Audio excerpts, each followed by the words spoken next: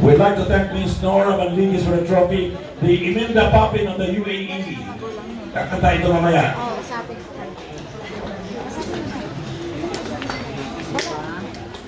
The second place winner will receive 700 dirhams cash, a watch, a scholarship, a massage, and a trophy.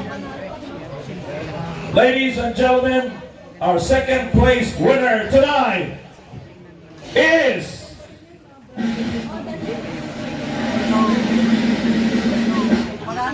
Ramona Rodriguez.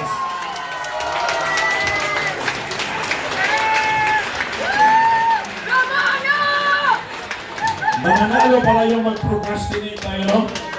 Tomorrow. That's an act of procrastination. Mona. Congratulations. So we will decorate Mona now. First with the watch from, and then would you like to award the watch from Lifestyle Fun Jewelry. Yung, sana yung, where are you, brother? Where's the...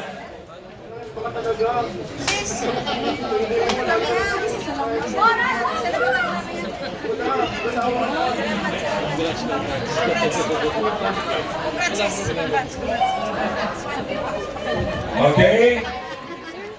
And another prize, the scholarship from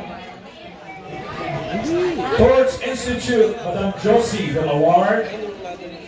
The lady in red, too early to promote the love month of February. In love talaga si Miss Josie. Huwag ka na mabanggit ng name dyan.